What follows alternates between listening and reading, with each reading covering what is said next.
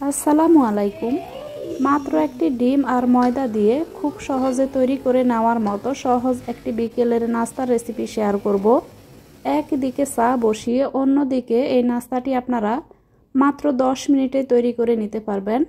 বাসায় হঠাৎ করে মেহমান চলে আসলে অতিথি বসিয়েই আপনারা ঝটপট এই রেসিপিটি তৈরি করতে পারবেন।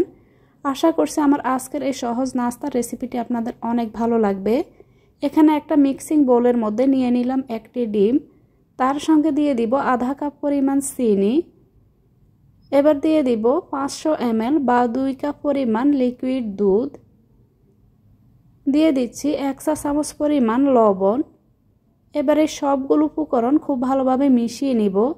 ততক্ষণ পর্যন্ত মিশিয়ে নিতে হবে যতক্ষণ না পর্যন্ত চিনিটা খুব ভালোভাবে গলে যায়।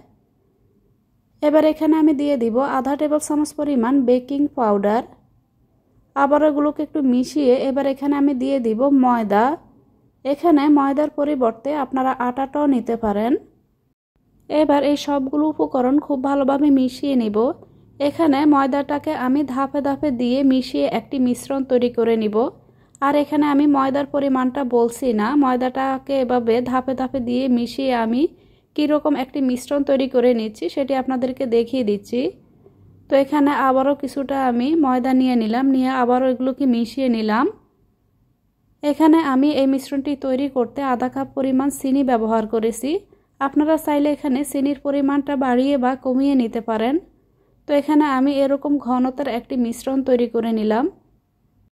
এখানে এই মিশ্রণটাকে আমি কীরকম করে তৈরি করে নিয়েছি সেটি আপনাদেরকে দেখে বুঝে নিতে হবে। এবার এখানে দিয়ে দিব 2 টেবিল চামচ পরিমাণ রান্নার তেল বা সাদা তেল, দিয়ে আবারও এগুলোকে মিশিয়ে নিব।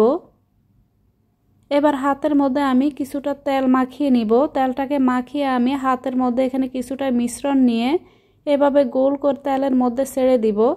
তো এখানে আপনাদেরকে দেখিয়ে দিচ্ছি নাস্তাগুলোকে কিভাবে তৈরি করব। এদিকে আমি চুলায় কিছুটা তেল গরম করে নিয়েছি। তেলটাকে কিন্তু খুব ভালোভাবে গরম করে নিতে হবে। তো হাতের মধ্যে কিন্তু অবশ্যই তেলটাকে মাখিয়ে নেবেন, এতে করে নাস্তাগুলো যখন তেলের মধ্যে ছাড়বেন তখন খুব সহজে কিন্তু হাত থেকে এভাবে নাস্তাগুলো গোল হয়ে এখানে তেলের মধ্যে পড়বে। তো তেলটাকেও কিন্তু খুব ভালোভাবে গরম করে নিতে হবে। তেলটা যখন এখানে এনাফ গরম হয়ে যাবে তখন চুলার আঁচটা মিডিয়াম টু লো হিটে রেখে আমি নাস্তাগুলোকে উল্টে পাল্টে ভেজে নিচ্ছি। আপনারা চাইলে নাস্তাগুলোকে আপনাদের পছন্দ মতো ছোটো বড়ো করে কিন্তু এখানে তেলের মধ্যে ভেজে নিতে পারেন। আর এই নাস্তাটি বানানোর সময় এখানে আমি লিকুইড দুধ ব্যবহার করেছি। হাতের কাছে যদি দুধটা না থাকে সেক্ষেত্রে আপনারা নর্মাল পানি দিয়েও কিন্তু এটি করতে পারেন। সেই ক্ষেত্রে চেষ্টা করবেন কিছু গুঁড়া দুধ এখানে অ্যাড করার জন্য, এতে করে নাস্তাগুলো খেতে কিন্তু অনেক বেশি ভালো হবে।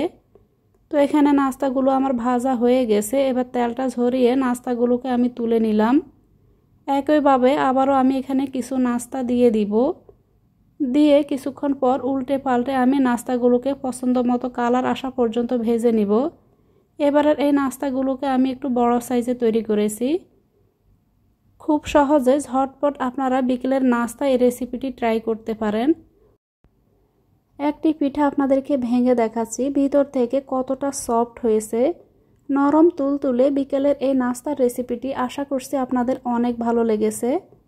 রেসিপিটি ভালো লাগলে প্লিজ ভিডিওতে একটি লাইক দিয়ে চ্যানেলটি সাবস্ক্রাইব করতে ভুলবেন না। এতক্ষণে রেসিপিটির সাথে থাকার জন্য সবাইকে অনেক ধন্যবাদ। দেখা হবে ইনশাল্লাহ পরবর্তীতে এরকমই কোনো সহজ ও নতুন রেসিপির সাথে। আল্লাহ হাফেজ।